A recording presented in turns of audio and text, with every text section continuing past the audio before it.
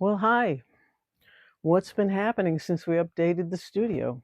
Well, quite a bit, actually. I retired from Berklee College of Music. I taught in the guitar department there for 42 years, and I've been giving guitar lessons since I'm 14, and so done with that. I get to do this full time now, which was never a business. This was always just for my own fun because I love writing songs and putting arrangements together and getting the productions to sound the way I want to. Of course, we know all of this is completely unnecessary. All you need is a laptop and a nice interface with a nice microphone or preamp and a couple of instruments, and you're good to go.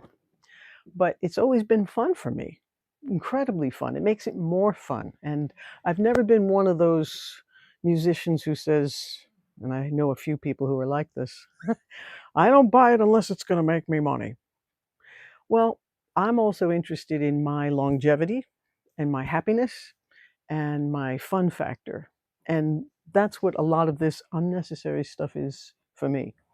I had originally thought I was going to get a 2-inch 24 track tape machine, and it just seemed like a too big thing to have in this room. So I got the 1-inch 16 track, and that was because I had had a half-inch 8 track that I made a few albums on for myself and other folks. I spent so much time with ADATs and half-inch tape that I had a big console, big Studio Master Track Mix 32, and there were no screens because it was before I went to a computer-based recording system. So I've been on Logic since 2005, and I chose that because some of the people I was working with were also in Logic, and all my things were Apple anyway, so it didn't really matter to me. And now, of course, they're all sort of equal. That people have their preferences for whatever reasons. Mine wasn't that big a deal. I'm not one of those engineers that needs to know how to work in all the DAWs, so I don't really care about that. I'm just doing my own thing. And if you saw the fantastic upgrade that Corey Zach did in this room to get this to be like this, yeah, Yeah, just talking around, all this stuff, are and you telling me this what thing is is on? Come on, I can't what even is all this believe it. stuff? What are we even doing anymore? What is Buzzy What is Fuzzy? what What is is life? blue? This one's green, brother. Uh, it's on his channel, Cocoon Recording, and it's also in my studio or upgrade with the 4816 mixer videos playlists. Just revamping the studio, rewiring the studio. There was a whole lot of things that went on here, and there was this extra piece of wood with these pull-out things. So Corey made this lovely slide-out shelf, and I painted it blue. What else did I change? You had this headphone amp distribution Behringer thing that was going to all the different P16s, or the little personal monitors that are around the room down here. But I felt like my feet kept kicking them and I didn't want to hurt these wires. So I rearranged that. I put in some extra little silly hooks to hold my headphones. I did need some power supplies. I have a bunch of little adapter things there to make sure I have enough access to all the inputs and outputs that we got to do sometimes for dongles and various whatevers. There was a lot of stuff left to figure out. Some of the best thing is the routing, because I had 3 different interfaces, uh, an Apollo 8 and 2 Apollo 16s, and they were great. It's just that I was making things very complicated number-wise. In Logic, when you go to parse out to go to an analog desk, I was thinking first machine 1 through 16, second machine 1 through 16, but here it was 1 through 32, because I do like using these small faders to mix on. Tim Jones works at Audient, and he uses actually 48 tracks to mix down. He doesn't just use 16. He's using these subgroup faders as well as the returns for the auxes, and he's going to make a video on how he uses 48. So that's cool. What Corey made completely easier for me in the routing and the parsing was, instead of having Logic go to the name P16 and I had to deal with those numbers and then the numbers of the faders and stuff, he just said console 1 through 32. and I switched to an Antelope 32.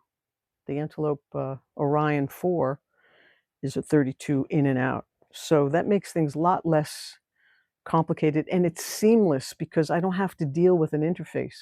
What I didn't realize was redundant, of course, was that I was using the Apollo, and they have the UA console. And so it was like this number, this track, is this on tape? Is this on input? It was starting to just get a little insane. Now this is pretty seamless that way. And when I go to route the tracks, it's console 1 through 32, and it's so easy to route. He also has the Behringer headphone system routed in Logic very easily as well, and it's just headphone, whether it's mono 1 through 16 or if it's stereo 1 and 2, 3 and 4, and I have them labeled and ready to go. I haven't found a template that I'm going to be super happy with all the time because I don't always have the same instrumentation. But the basics of where the headphones are going and the fact that you could go to the console is much easier and very cool. When you look at some of my other videos, you'll see that there was a big desk over here, and there was like the Logic side versus the tape side, and a console. I had an Allen and Heath for a while, and then I went to this 4816. When you're acquiring different pieces of gear and everything is modular, there's older videos where you could see I was using various controllers to try to work Logic. I had all kinds of different things that I've tried. I've even had all different types of monitor speakers, liking the variation of things. I mean, that's even what these headphones are doing. They're giving me different information. You realize, and that's what Corey's whole thought process was, wait a minute, we can get you more space in this room. We can now have a dance party down here. There's so much space. And why don't you have everything coming through the mixer and put screens above here? And in my much older videos, you could see the big Studio Master Track Mix 32. Those were the days when I was on tape and I was with ADATs, and I didn't have to look at a computer screen, which was just glorious. Thankfully, they've made the screen a little easier on the eyes, and I don't fight with it so much as far as, I don't want to do this, I want to just listen. That's what I liked about the silly modular thing I had going on. It was like, do the work on the computer, and then there's other days where I'm not on the computer at all. I'm just sitting or standing in front of a mixer and having a great time. And I was tempted to do that with this new setup, like just have a computer side and then have a mixer side with no screens. And it took Corey some, work to get me to understand what he was trying to do. And the silly part is now, because we're actually monitoring through the mixer, I see the mixer all the time now. That's even better. Like I wasn't monitoring everything through the mixer. I had the option of just monitoring on the other side of the room with just speakers and Logic. So I love this. I think this is freaking awesome, and it's helped me a great deal.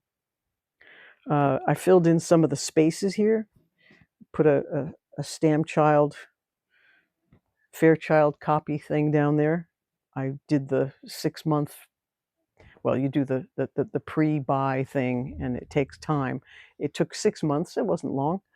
And I also got their SA609, which is like a Neve 33609. So that was fun. That fills in the space. I also put my Neve VR channels in the rack. So I'm not using the Logic I/O as much. There are so many connections to the 4816 Audient console. There's insert buttons for the short faders and the long faders. Whether I'm tracking or mixing, I can get to any of this gear through the patch bay. We had open spots in the patch bay, and Corey was allowing for these other pieces. He was thinking through. I'm amazed at how much he had to figure out with these patch bays because, they come in groups of 8, and he's trying to rack everything that belongs with each patch bay in one place. And these racks are short, so some of the things couldn't go down as far. They're so intricate. It's like doing a Rubik's Cube, getting everything in blocks of 8 and having them be nearby each other with whatever's happening on the other end. We didn't even have to use that many adapters. He just planned it so great. Uh, he loves wiring studios. He's been doing a few others, and he did several before me. So, he really likes that work. I think I would go insane. It's like, I don't wanna think about that all the time. I wanna write the songs and play with the toys, you know? But he's got a great studio, and he's doing all of that too. So, yeah, I'm not using the IO as much. I'm using the, send receives or the inserts actually on each channel. And, I kept the Apollo 8 so that it could use the light pipe. See, this is the thing. Every time they say they're updating a interface and they're making things better and they give you something, it seems like they're taking something else away. They decide like, "This is obsolete now."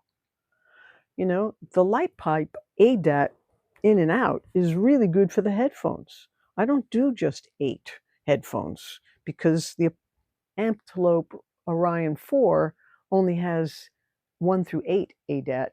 So I'm using the second Apollo as a second 1 through 8 ADAT optical out thing so that I could use 16 to the mixers.